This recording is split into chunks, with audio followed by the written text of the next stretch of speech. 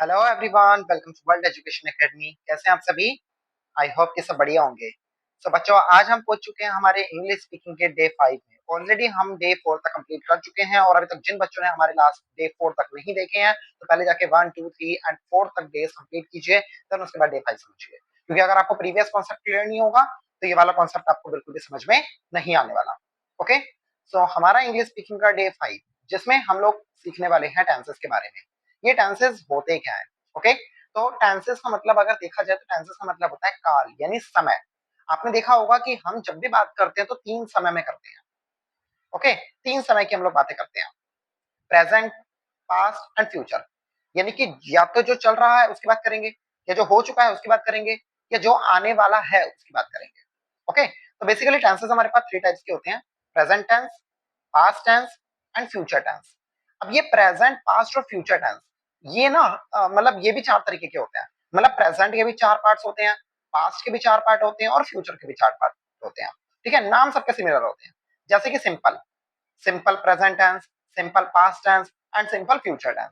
Similarly continuous, present continuous tense, past continuous tense, future continuous tense. इसके बाद आ जाते हैं perfect, present perfect tense, past perfect tense, future perfect tense. Then इसके बाद आ जाता है perfect continuous tense, present present perfect continuous, past perfect continuous and future perfect continuous. तो धीरे धीरे हम हर एक वीडियो में एक एक टेंस कंप्लीट करेंगे और ये हमारे पास होने वाले काफी ज्यादा इंपॉर्टेंट। तो ये हमारे पास जो टोटल टेंसेस होते हैं वो होते हैं 12। ओके, तो चलिए सबसे पहले हम लोग जानेंगे सिंपल प्रेजेंट टेंस के बारे में कि आखिर ये सिंपल प्रेजेंट टेंस होता क्या है और इसका यूज कहाँ होता है।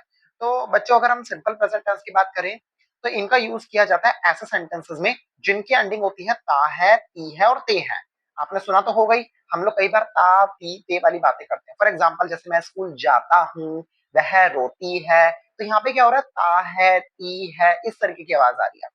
तो ऐसे सेंटेंसेस जिनकी एंडिंग ता ती ते से हो उन्हें हम लोग सिंपल प्रेजेंट टेंस बोलते हैं। इसका रूल क्या है? तो मैंने आपको बताया था हम तीन तरीके के सेंटेंस बनाते हैं: अफर्मेटिव, नेगेटिव और इंटरोगेटिव। अफर्मेटिव सेंटेंस में बड़े ध्यान से समझना, अफर्मेटिव सेंटेंस में सबसे पहले आएगा सब्जेक्ट, इसके बाद आएगी वर्ब और इसके बाद वर्ब के साथ आएगा एस या फिर ईएस। यानी अगर मान लो वर्ब, वर्ब यानी कोई भी काम, सपोज मैंने वर्ब ले लिया प्ले, तो प्ले के साथ आप एस लगा देंगे, क्या बन जाएगा? प्लेज। ठीक है, गो के साथ ईएस लग जाएगा, गोज। ठीक है, तो पहले तो हम ये समझते हैं कि एस या फिर ईएस दोनों में से लगाया क्या जाए। तो देखो, इसका सिंपल सा कॉन्सेप्ट है ये: ईएस, ईएस उन सेंटेंसेस के साथ लगता है, उन वर्ब के साथ लगता है जिन वर्ब्स की एंडिंग ओ, सी, एच, एक्स और एस से होती है। समझ आया? दोबारा समझिए।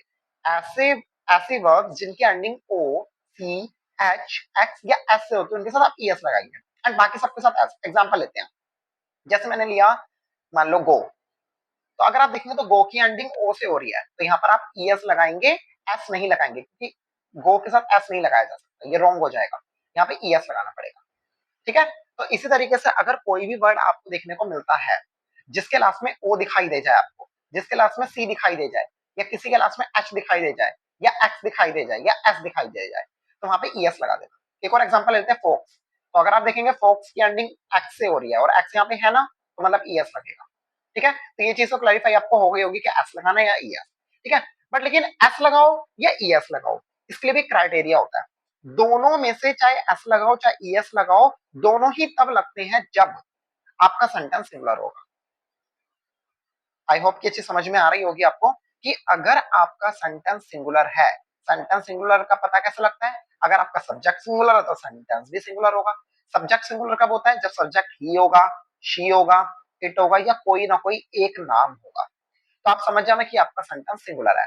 उस केस में आप ये वर्ब के साथ एस या फिर ईएस लगाएंगे। ठीक है, तो एस लगेगा या ईएस लगेगा वर्ब के साथ, ये मैंने आपको यहाँ बता दिया साइड में।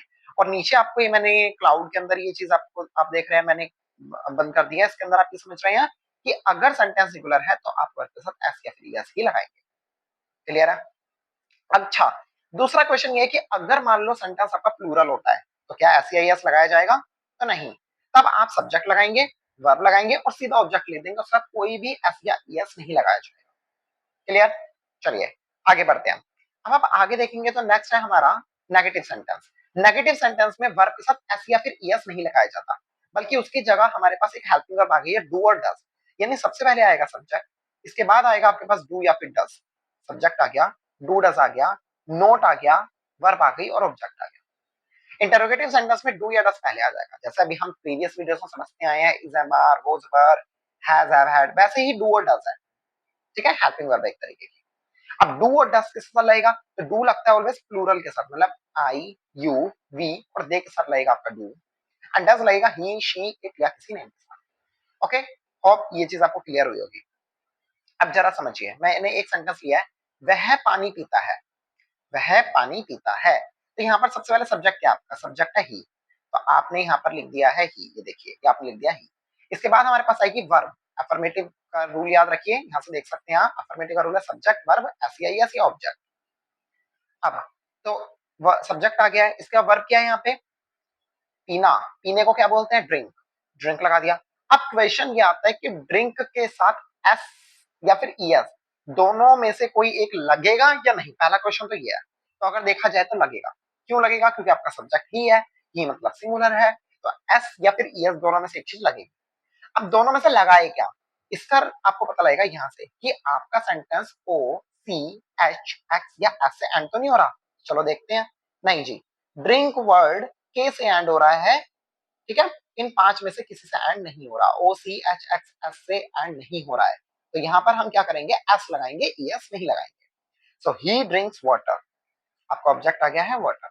नेगेटिव सेंटेंस में सबसे पहले आएगा आपका सब्जेक्ट ही, इसके बाद आपकी हेल्प में रहेगी डू या डज, तो ही के साथ डज लगेगा, आप यहाँ से चेक कर सकते हैं।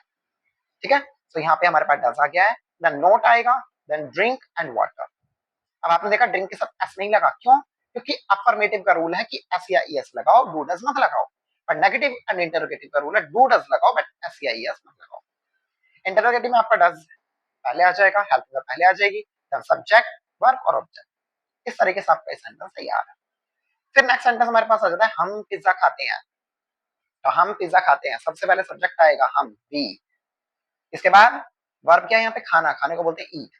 अब ईट के साथ एस या ईएस दोनों में से कुछ लगेगा या नहीं, तो नहीं लगेगा, क्यों, क्योंकि आपका सब्जेक्ट प्लूरल है, वी।